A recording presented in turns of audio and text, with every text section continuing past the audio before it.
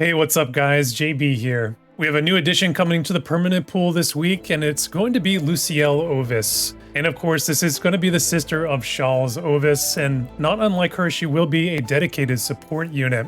The first of this new generation in War of the Visions. Now, we've just gone through a very extensive collaboration with Advent Children, and then we launched into a monster unit of Gilgamesh.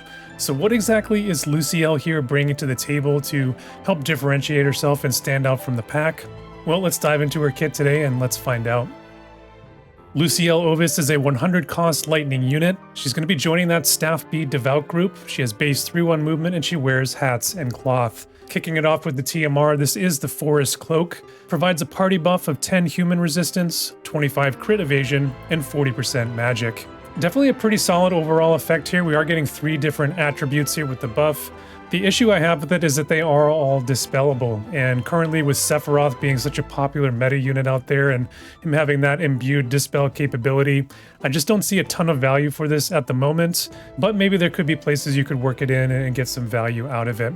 I do really like the buffing pattern on this one. It has that large diamond, makes it very, very flexible in terms of using it, so it definitely has that going for it.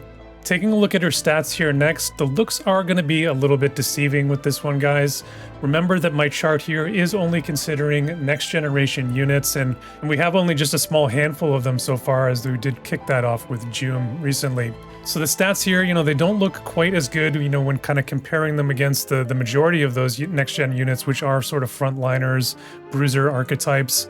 But if you do compare her directly against, previous support units like a Resnick, like a Velis or others, her stats overall are much, much stronger, especially when you do look at her dex, luck, and particularly the HP. Even on top of that though, she does have a couple of standout categories here with the stats. Her magic value innately is going to be tops in the game there at 685. And her crit evasion is also tops in the entirety of the War of the Visions cast. She can get up to 92 innately if you do bring in one of her passive abilities.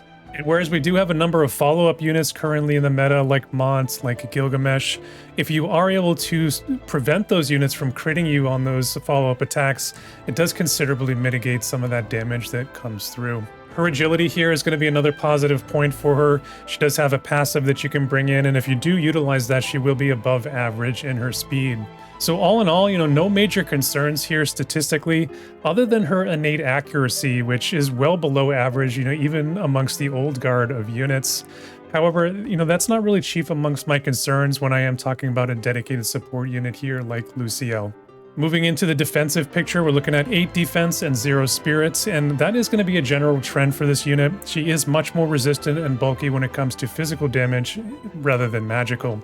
Her resistances are really nothing to write home about here, only 2 positive ones with a 10% against slash and 5 against magic. She is going to be carrying 2 different weaknesses here, but at just a -5, and that is against both strike and missile.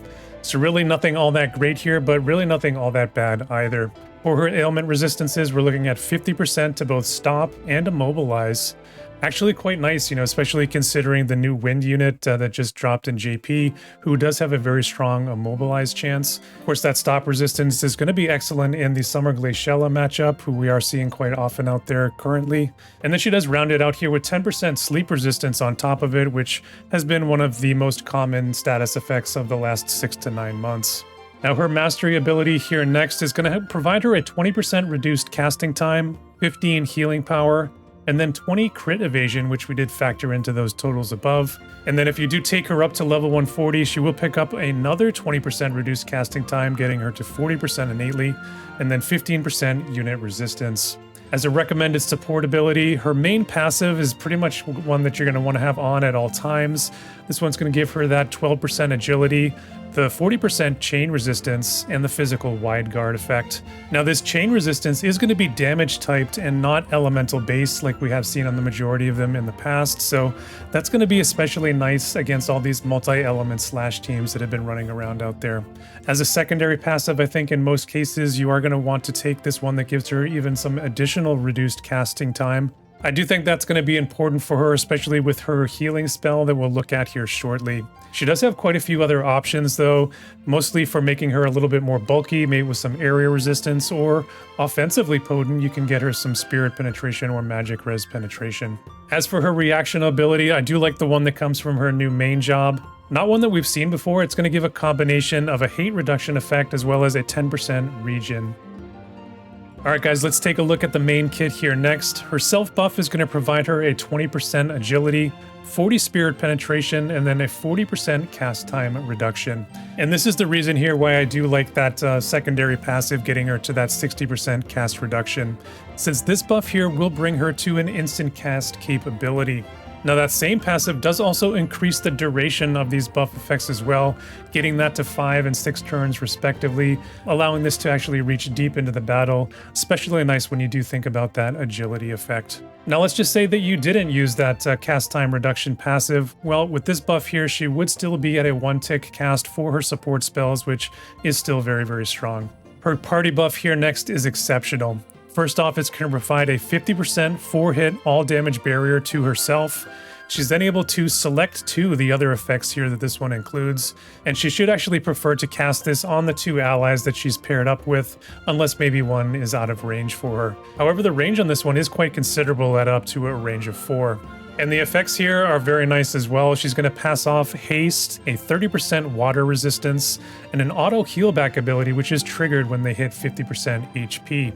She will also imbue their attacks with an innate Courage Dispel on top of it. So overall, this is like a very anti-Joom, anti-Summer Glaciella buff here. And those are units that are being used all over the meta at the moment, so very, very strong in those matchups. Joom, of course, does have some counterplay to this buff, at least. You know, she does have her Dispel attack. She does also have the ability to seal courage removal. So at that point, I think it just kind of comes down to who hits who first there in those battles.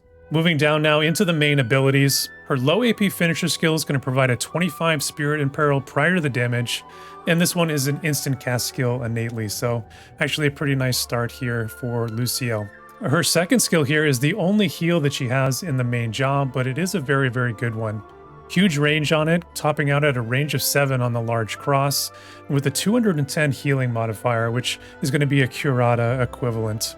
This one has 2 additional effects coming in. It will buff your targets with a chain resistance of 30% and provide them 10 additional AP. A very powerful heal here on this one. I think that with that long range on it, it will help to avoid that issue that we've seen on some supports in the past where sometimes, you know, they sort of get stuck in this buffing party away from the team because they're not able to get into that range to heal them. And, you know, her, you know, along with her movement, this is going to get up to a, you know, essentially a 10 effective range. So I really don't see that issue happening here for Lucielle.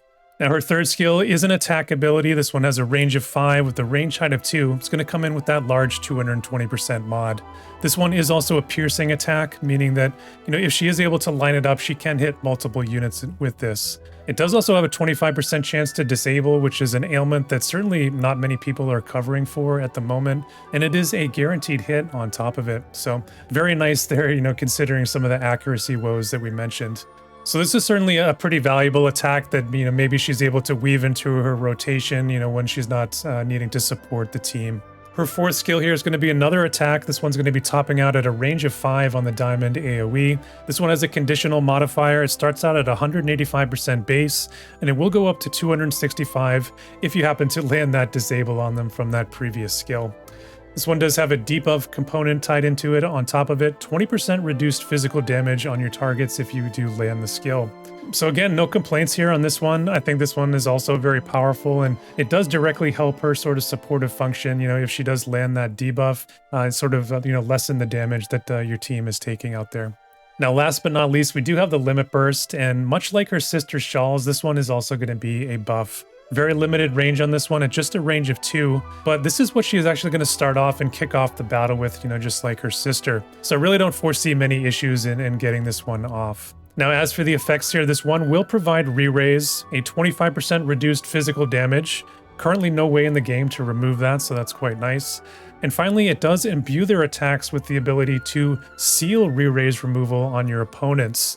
And of course, this LB will provide these same effects to Lucielle herself, so she will be getting all of this as well. So overall here, I'd say this is a very compelling package for a support unit, and then especially so if she's able to pepper in some of those attacks there and help you out offensively on top of it. Now we do have an all-new Vision card that we'll be releasing alongside Lucielle this week. This one is going to be touching on the Sword A Red Mage, Sword C Knight, and Staff B Devout groups. Pretty decent base stats on the card with some agility and some high HP. More agility is going to be coming in there on the bestowed effect, so certainly, if you combo this with a couple of party agility cards, Lucielle is going to be able to be quite speedy in battle, especially if you do consider that 20% agility buff that she has. The party effects on the card are pretty good as well. I would consider this card a primary slot candidate. We've got a 36% chain resistance. First time we've seen that of the non-elemental variety on any Vision card. Two other defensive effects here with the 16% physical wide resistance and the 25% debuff weakening. So the wide guard there is sort of the new age area resistance. Of course, it does have the caveat that it is physical only, so they do sort of split them up there. Unfortunately, that's not going to help you out in the current Gilgamesh matchups that are going on out there, but certainly against, the Sephiroths and Greatsword teams of the world, it is going to be quite valuable. The other effects, I think, are also quite good. We already mentioned the chain resistance earlier. I do like that. And then the debuff weakening, of course, all the breaks and imperils, it's going to be lessening those by a quarter, which is very, very good too. You even do pick up the 12% slash resistance here on the Guild War Hollow effect, so you do get even a little bit more value. I will say that this card also touching on the Red Mage group, it does make it an attractive option for one of the core teams that is running out there at the moment, which is Glaciella and Gilgamesh. So I do think that this card carries some value, even if you were maybe looking past pulling Lucielle here.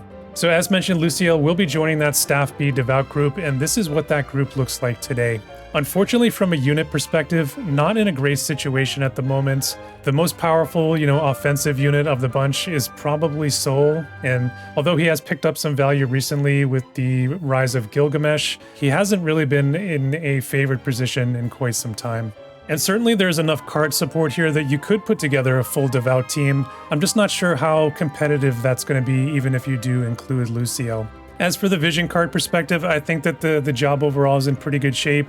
They don't have as many cards as some of the, the more favored groups out there, but I do think what cards they do have are quality cards. I will say, though, that the nice thing about the Devout group is really the flexibility in mixing it with other teams, whether that's the Greatsword team, the Fist team, Katana, Red Mage, or even the Spear group. This Devout job has very nice overlap with all of them and some key cards that kind of mix into those groups. So I think considering that, it does put Lucielle in a very good position to be supportive to, any of those teams that I mentioned. To get this unit to do her job, all she really needs is going to be an agility card. And to be honest, she is fast enough that she may not even need that. You may be able to run her, just with some agility bestows and have her keep up with the turn order fine enough. And that's something that we'll actually look at here in the mock build shortly. So it certainly gives you a lot of nice flexibility in how you build your team and your Vision card loadout in particular. All right, guys, here is the mock build, and like I was saying, she is able to fit in just about anywhere, but currently I do really like her synergy with the Katana group. So today I'm going to be pairing her up with Sephiroth, and maybe a surprising one here, Oberon the Auspicious. Up to this point, unfortunately, he really hasn't been all that exceptional, but I do really like some of the things that she provides and sort of filling in some of the holes that he has in his kit. Particularly that re-raise gives him another survival mechanic, and the physical damage mitigation on top of that, the water resistance. I really like all of those things for him. I think that it's going to be able to help him out substantially, in terms of kind of stacking along with some of the debuffs that he does bring to the party and kind of increasing the overall team's survivability. Now, I will say just as good, if not better, is probably going to be Kadaj in that slot. I'm not sure how popular of a target that he was, for the general player base. I have seen quite a bit of Oberon out there, so that's why I decided to go with him here today. And certainly with Gilgamesh out there in full effect, I think that he is actually pretty decent in that matchup as well. Now, as for the equipment here in the build, Lucielle is going to be coming in with her own unique weapon. It does have a unique effect of some flat physical damage reduction, which I really, really like for her.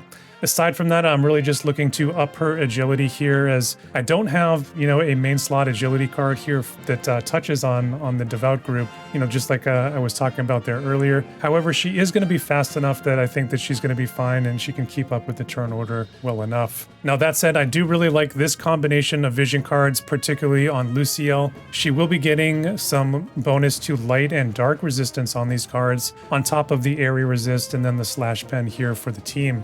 I think that's going to synergize extremely well with Sephiroth and his all elements resistance, and certainly with Seifer coming into the meta here soon when Final Fantasy VIII comes back. A popular unit to pair him with is Cloud, so I think that this card combination is actually pretty powerful here for this particular team. The rest of the cards here in the build are really just focused on increasing the damage potential of the 2 Katana units, so those are pretty fungible and flexible in how you use those. As for the Trust Stones, I went with an HP set here in this build, but I do really like the Defense or Spirit set to amplify the healing power of this unit. And within that defensive set, I'm going to be really hard focused on sort of trying to guard against some of the predominant status effects that are out there currently. Obviously, that Sephiroth matchup definitely looms large currently. He's being used widely out there, and Curse as a status effect is debilitating for any healing focused unit, and that's going to be no exception here for Lucielle, especially as a unit that is going to be running high faith. So ideally, you probably want to try to avoid that matchup if you can. If you can't, I think that carrying this Curse Resist Stone is good insurance.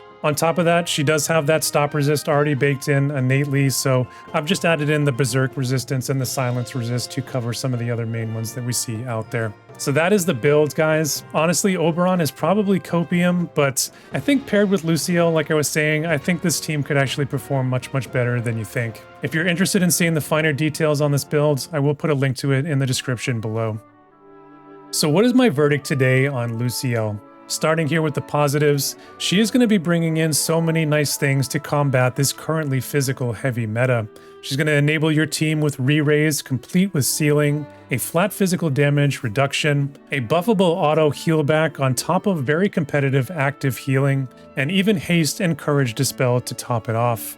Perhaps her most compelling asset as a unit is how easily she's able to slot in and fit into just about any team that you can imagine, and bring something valuable to it with her immense team building capability. She even has access to some pretty potent offensive abilities when she is able to weave those into the battle. On the more negative side, this unit is going to be heavily reliant on her barrier for her general survivability. So units with a strong long-range barrier break, like a Bradley or like a Seifer who will be coming in for us shortly, could pose a potential problem for this unit. And while she does have very good general bulk, she is much more physical leaning in that department, so she may be wary of magical threats on the battlefield, Gilgamesh I think chief among them. And lastly, as we know with any sort of high faith-based unit, you will have to be particularly cognizant of the status ailment threats that are out there in the meta, as her chance to be berserked, silenced, or even cursed are going to be much higher than her physical brethren. At the end of the day, I think that Lucielle provides a very compelling overall package, and being the first support unit of this next generation meta reset, I think will enable a completely new type of playstyle than we've been seeing here in the last couple of months. I will say though that while that playstyle may be the best or most viable in certain matchups out there, I would say that it is an optional one. We have to fully consider that we're going to have a lot of things coming in this month. It is jam-packed with new units and cards. We're going to have Final Fantasy VIII and a new summer unit right around the corner. And while I do really like this unit and what she brings to the table, I think that her being part of that permanent pool and her as a support unit being more of a facilitator rather than a meta mover, I think that does make this a unit that you could potentially pass over in lieu of some of those other things. So that is it, guys. That is going to conclude my review today on Lucielle. I hope it was apparent from the verdict there that, what I was saying has much more to do with the economics of the current situation and not as much to do with Lucielle and her kit itself. By all means, this is a very solid unit, and if you do pull her, I'm sure you're going to be able to find very nice uses for her, both now and into the future. Like I was saying there, though, we do have a whirlwind month, slated ahead of us here in July, and I know many of you out there are already tapped after we just had Final Fantasy VII Advent Children and went straight into Gilgamesh as well, so that was weighing heavily on me there in that section. Let me know what you guys think about all that in the comments down below. Are you going to be going for Lucielle this week, or are you holding off for future offerings? While you're down there, if you did enjoy the video today, hit that like button for me. It really helps me out with the YouTube algorithm. And if you like what I'm doing here on the channel, hit that subscribe button if you want to see more. And that's really all that I have to say for today. So as always, stay safe out there, and I'll see you guys in the next one.